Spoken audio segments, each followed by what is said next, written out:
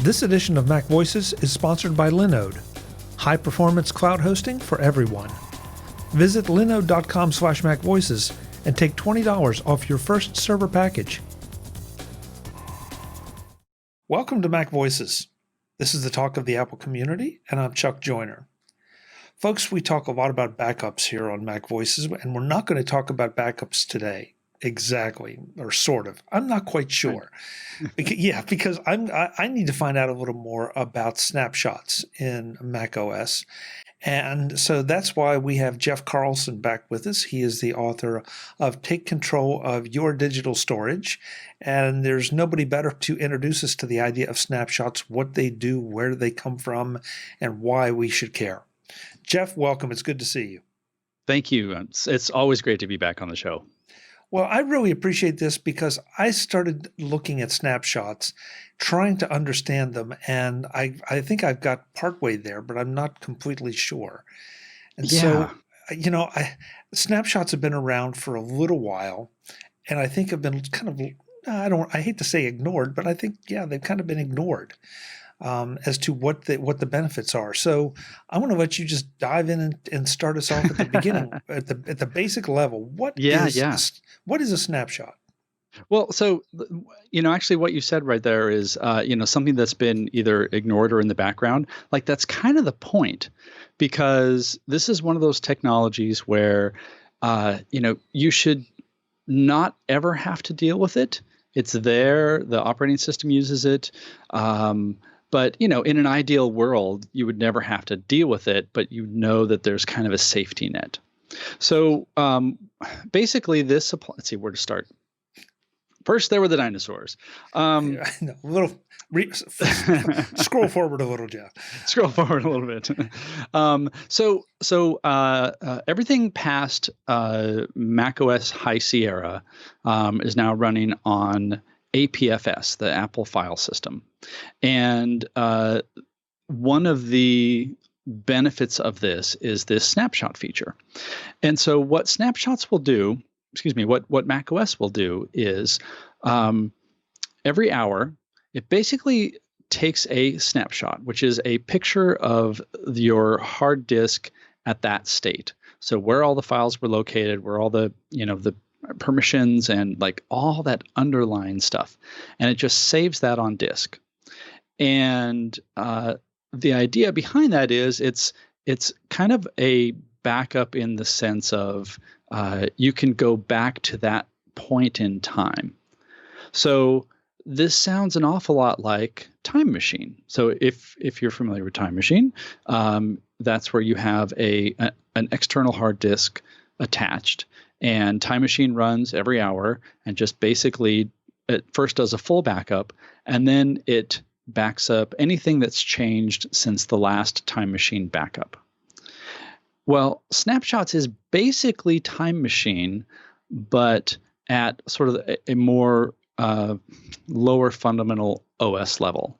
In fact, you use Time Machine to access it. So it's not Time Machine, but it kind of uses some of the mechanisms of Time Machine. And all this happens automatically. And if you have a Time Machine hard drive connected, then macOS will just use that. Like that will be your Time Machine backup. The trick comes in when, let's say, you don't have your Time Machine hard drive connected. Maybe you're on a trip. Maybe you are, months ago, maybe you went to a coffee shop for several hours. Like times when you're not going to have that external drive connected, macOS still wants to have some way to get back to those files if needed. And this is really just like a, if something goes wrong mechanism to help out, right? So it's not like you're having to think about, okay, do I need to make a snapshot now? Have I run my Time Machine? Like the whole idea behind Time Machine really is that Apple sense of we're going to take care of it. You're going to have your data backed up, and you don't need to worry about anything. So when you're not connected to your Time Machine drive, macOS basically does that for you in the background, and it saves this invisible snapshot, which says this is, at, Tuesday at 1:12 p.m. This is what the hard drive looked like, and then every hour it changes that. So let's say you deleted something at 1:30. And later on, you realize, oh, like I not only deleted that, I emptied the trash, and that file is gone. Oh, well, I'll just go to my time machine backup. But wait, my time machine wasn't connected. Now what do I do? Well, because of the snapshot, macOS actually keeps that around for a while as long as the snapshot is there. So that file is still on your disk somewhere. And when you go into the time machine interface, which you can do even with time machine with a time machine hard drive not connected, then you could still get that file back. Okay, boy, there are a lot of questions here. Okay, sorry. So first of all, I had that sense it was like, okay, Jeff, stop talking because we're gonna get ahead of ourselves here. Well, I don't know. I mean, that's it. It's kind of it's a great idea, but so let's talk about some practical parts of it. First of all, yes. If I want to go back and retrieve that file, it's taking a picture of my hard drive, which means it's taking a picture of every individual file. So that means I can retrieve a previous version of an individual file, not the entire drive. Yes, you can, because it's keeping track of like all the things that have changed. So like the first snapshot that gets made is basically kind of a larger. I mean, it's not duplicating all of your data, but it's keeping track of where everything is. And then subsequent snapshots are determining what has changed since the last one. And if something's been deleted, it knows about that. So, like you said, if you're working on a word processing file and you realize that everything you've written in the last several hours is just garbage, but you accidentally saved at some point in there when you actually wanted to go back to the big section you deleted, then you should be able to go and get that version of the file again, just like Time Machine. Okay, so this is where I struggle with snapshots from a different angle, and that is I get the idea of taking a picture, like taking a picture of the arrangement of your furniture in your living room. Okay. Yeah. That's great. Now I've got a picture, and I could move everything back into exactly that place if I wanted to. But where I struggle with it is, you said if I've taken that file, I've emptied the trash, it's gone, and yet I can still get it back. Yes, because the macOS is kind of doing some sleight of hand. It's that file is not actually gone. I mean, it's gone to you in terms of the user interface. Your trash is empty. So from a functional standpoint, that's gone. But because it made this snapshot, there is a copy of it tucked away into a corner of your drive. And this is totally designed to be the oh crap, I screwed up kind of a fail safe. It's being able to go back and get to a point of your drive that was better. So the sort of larger picture of snapshots, and I suspect this is sort of the bigger reason for implementing it, is let's say something goes crazy wrong on your hard drive. You've got something that is just really screwed up. So traditionally what you'd have to do is you would have to go to a backup that you made. And by the way, we should also stress that just because macOS is taking snapshots, this does not mean, oh, I don't have to worry about backups anymore. Always do backups. Okay. So, but let's say something is just fundamentally broken, something in the operating system where you have to erase your drive, reinstall from scratch, and then sort of reinstall macOS, and then bring all of your data from your backup or use a Carbon Copy Cloner or Super Duper or some utility like that to rebuild your drive. Like that can take a long time. If you have these snapshots, then you can boot your computer into the recovery drive. So you hold down Command R, and that gets you to the tools that basically load in a very small version of macOS that is hidden, but those are like the emergency tools, to run disk first aid, or in this case, revert to a previous snapshot. So the idea is you're still restoring your drive, but it's not taking as long because macOS can say, oh, okay, we just need to revert back to this state of the entire hard drive, which was maybe yesterday. This edition of MacVoices is supported by Linode. Need a virtual server? You can build it on Linode. Linode specializes in cloud computing, making it easy for anyone to get their website or online service up and running quickly and to keep it running. How do they do it? By providing a huge variety of one-click installs for things like WordPress, Drupal, WooCommerce, Plesk, OpenVPN, Prometheus, Arc, and many more. Then they keep it running, and keep it running fast, with industry-leading processors, a 40 gigabit network, and SSD storage. And if you need help deploying your site or your service, or to keep it running at peak efficiency, you can take advantage of the extensive library of guides, tutorials, a community of Linode users, a support bot, and their 24/7 365 customer support. Find out more about Linode and all they offer, because I can't cover it all here no matter how hard I try. Visit linode.com/macvoices and get $20 off your first server. That's linode.com/macvoices and $20 off your first server. You've been putting off that project.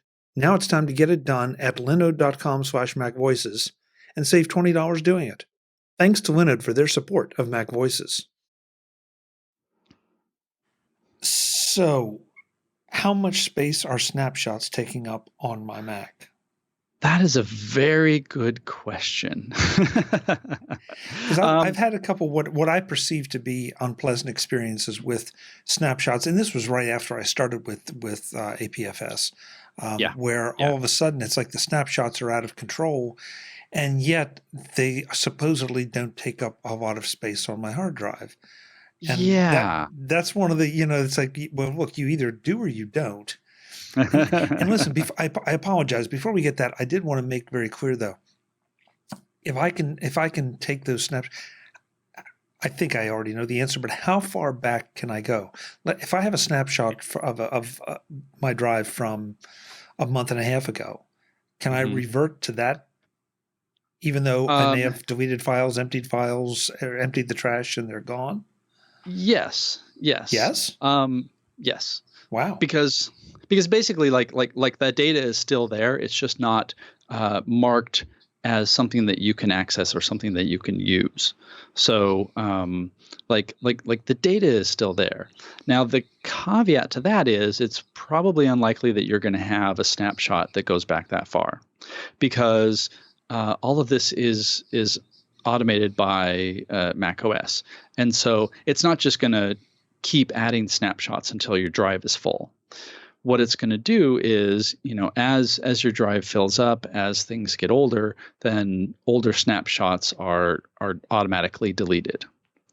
And what should happen, and I believe mostly happens, but I've seen occasions where it doesn't exactly happen. Like once you bring your computer back to your Time Machine hard drive, you plug that in.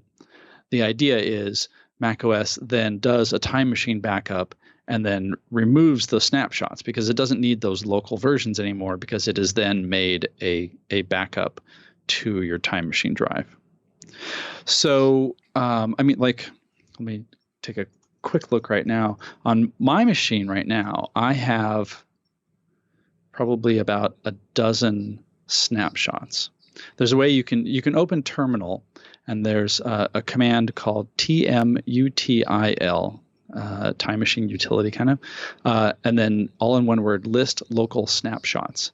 You put a slash after that, and that'll show you right now how many snapshots you have, and they're all titled like com.apple.timemachine and then a date and a timestamp. And so I have one from yesterday at about 2 a.m. I guess. That's my oldest one, and that's because prior to that yesterday I was connected to my Time Machine drive and it was doing the backup. So it's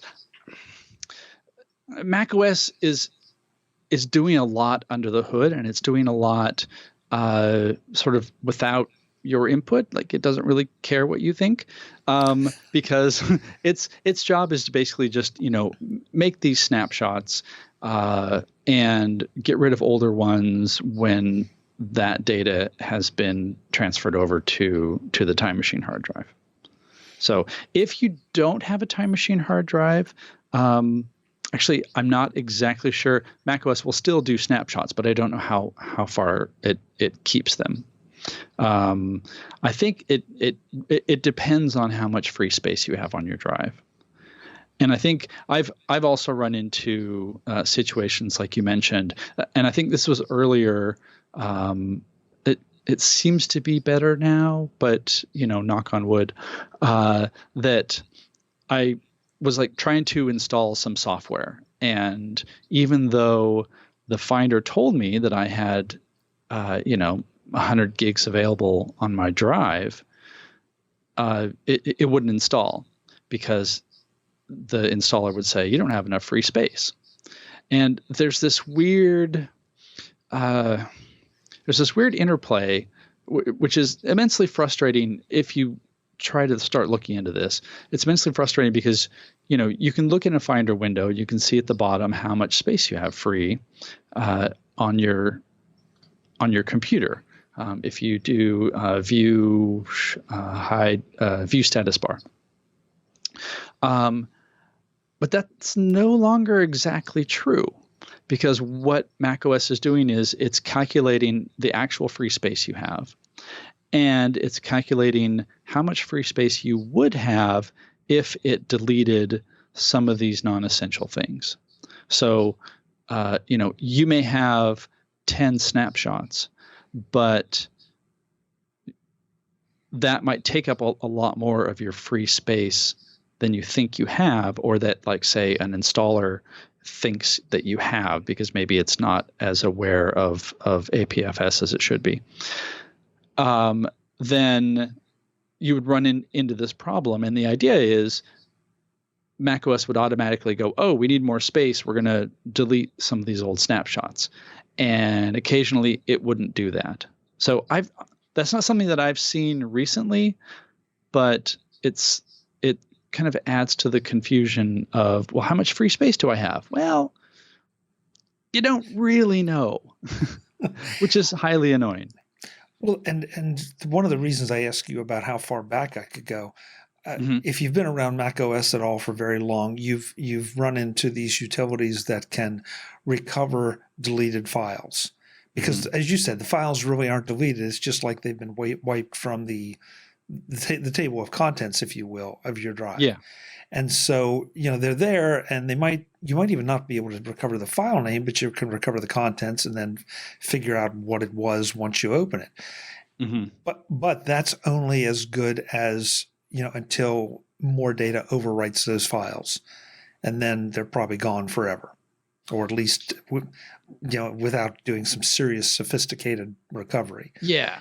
And so that's where I start to question, is this sort of what screen snapshots are doing, is keeping track of those deleted files, but what happens when the data gets overwritten?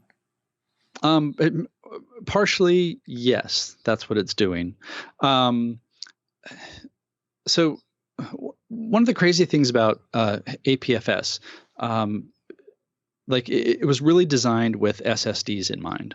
So what the way it's traditionally been with your magnetic spinning platter kind of disks is more like what you describe, where let's say I have a a Word document, and I've saved that, and that actually gets saved to magnetically recorded to a specific spot on a specific platter on that disk. And then I delete that file, and of course that specific spot isn't erased, it's just marked as being free. And so if your drive gets filled up, eventually something else is going to write over the top of that space. With SSDs, it's a little different. Like data is stored in different cells, and you can have something that is magically linked to another portion of that file. It's funny. Like right now, I'm like, wait a minute, what's in my book about this? I'm forgetting the specific way this works, because it is kind of confusing as to like. So okay, I said magic link. Like that's actually a term, which basically it's a way for the operating system to like track changes of things and be smarter about it. I know that's kind of a rough way of saying it, but to illustrate, going back to these snapshots, when it's making a snapshot, it's not making a copy of everything. It's basically noting where everything is and noting states and like at a kind of a more granular level, and then it can rebuild from there, if that makes any sense. Yeah, and I'm having this feeling. I'm having this feeling like there's going to be somebody out there like, dude, that is not how it works. But well, okay, so to go back to my living room's picture snapshot analogy, I can put everything back the way it was, unless I took one of those chairs out to the backyard and burned it. Well, then yes. I can't replace it. And that's why I guess I'm asking some of this is I don't know that we need to know where the ones and zeros go, but just conceptually trying to understand how this works. It's easy to understand how a clone works or a backup. This is a little bit more difficult to understand. And I think my objective here with doing this show with you is to try to make sure that people understand what it is and what to expect from it, but don't get your expectations up too high, but get them high enough that it'll you have a sense of security. Right. Well, it is that sense of security. I think in your analogy, to extend that, I believe like you would take the chair out and burn it, but without you knowing it, someone made an identical copy of that chair and stored it somewhere else in your house, so that you could then, say, "Oh, I burned the chair." Like, "Oh no, don't worry. Here's one that's exactly like it, and we'll just put it right back where it was." Okay. Good analogy. It's really weird. It's really weird to put these into analogies because there's, I think that actually works surprisingly. Okay, so maybe I shouldn't be so surprised. Jeff will be back in the next edition of MacVoices to talk more about snapshots. This is still a feature that is a little bit unclear. We pick up where I interrupted Jeff before on how much space snapshots take up, where they're stored, and how you access them and how you manage them. We continue with the very strange analogy of my living room furniture and a whole lot more. And I think if you listen the whole way through, you're going to find out just how important snapshots are and have a much better understanding of what they can do for you if you need them. That's next time on MacVoices. Until then, I'm Chuck Joyner. Thanks for watching. Visit MacVoices.com for show notes and to connect with Chuck on social media. Get involved in our Facebook group or like our Facebook page, and get more out of your Apple tech with MacVoices Magazine, free on Flipboard and on the web. And if you find value in it all, consider supporting us through either our Patreon campaign at patreon.com/MacVoices or by making a one-time donation via the PayPal link on our front page and in the show notes of each episode. You will join these fine people who help bring you MacVoices.